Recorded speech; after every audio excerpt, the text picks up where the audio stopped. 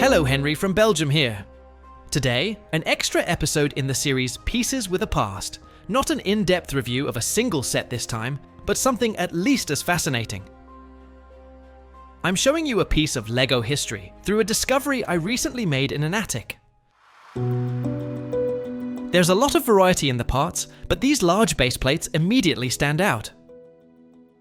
They're described both as base plates and as brick 10 by 20. They have the same height as standard bricks. From the top, they all look the same, but the underside tells a very different story. The presence or absence of cross supports, different tube layouts, and other subtle production cues. Those small differences are linked to the year of production, and that's exactly what makes them so fascinating to me. You notice the same thing with plates. This one has a waffle-bottom pattern, a type that went into production around 1955. Both bricks and plates therefore show clear mold differences depending on the period, details that allow you to date a piece with surprising accuracy. What I've got here are all sorts of parts thrown together, but every single one of them is old and vintage. For me, it's a real pleasure to check each brick, look up the background, and then sort it by color and by period. Later on, I can use them to restore specific sets in a historically accurate way. Regular viewers know by now that I'm a purist. The right context, the right bricks, in the right sets. The tricky part is that you usually can't tell that just by looking from the outside. Take this old set for example. I'd bet not all of its bricks actually have the correct mold for the time. At first, things look good. The roof slope is the right type, and I've got a few proper 1x8 bricks. But pretty quickly, it becomes clear that most of the others are later mold variants, so historically, this doesn't line up. Call me picky, but you shouldn't list something like this online as vintage at a premium price. That label gets used a lot, sometimes out of convenience, sometimes out of simple oversight, because photos and descriptions rarely show the mold details that actually matter.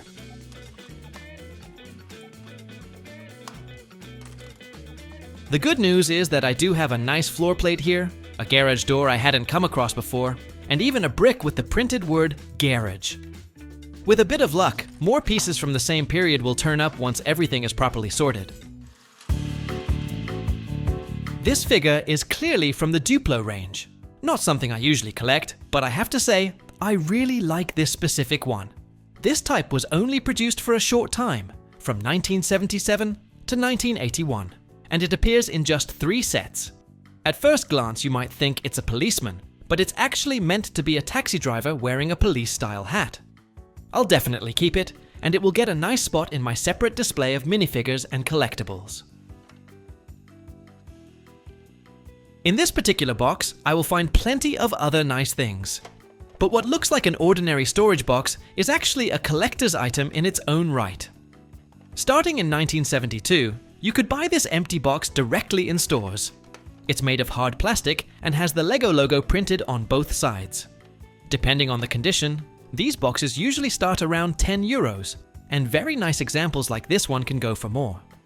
A neat detail is the sliding handle, which made it easy to carry around.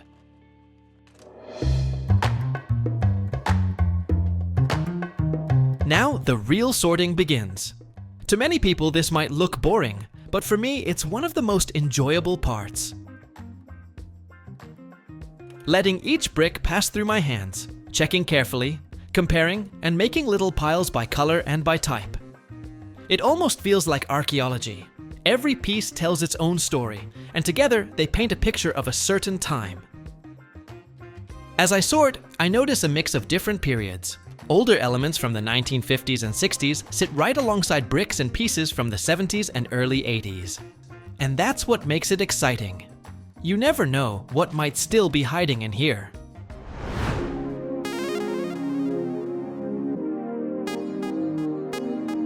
After all that sorting, I've picked out a small selection to highlight. Parts that stood out to me either because they're beautiful, unusual, or simply things I hadn't come across before. They include trees, road signs, printed bricks, specific window elements. and also bricks and plates with particular mold variations. At first glance, they may look like simple parts, but together, they show how LEGO in that era gradually expanded from basic bricks into an ever more varied range of elements. The great thing is that you can also trace all of these parts through brochures from that era. With my find, I also got a number of old instruction sheets, catalogues, and these very old leaflets.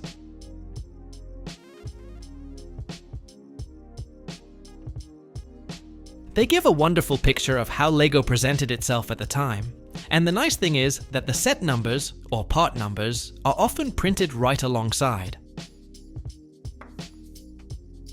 That makes it possible to look everything up on Bricklink and learn an incredible amount about each individual piece. Regular viewers know that my main collecting window runs from 1970 to 2000.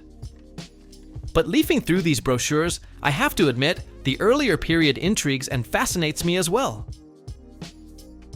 This old town set with separate little buildings on a large cardboard base really stands out. As it happens, I already own some of the parts from one of those buildings, the garage, which means I could potentially try to piece it together at some point.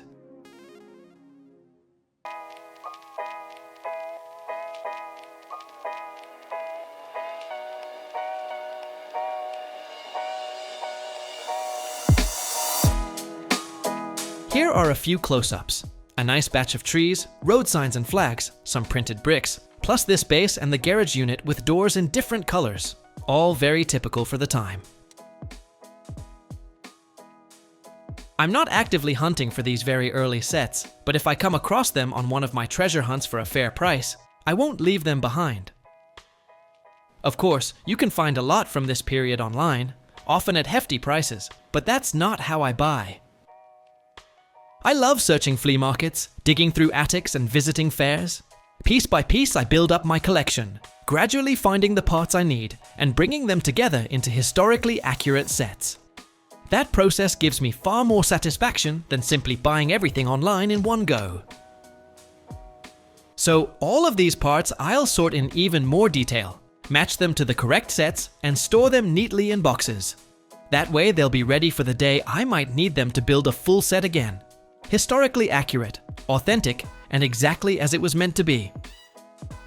I hope you enjoyed this video. If you did, feel free to give it a like. And if you'd like to see more every Sunday, don't forget to subscribe to the channel. It's completely free. Thanks for watching, and see you in the next video.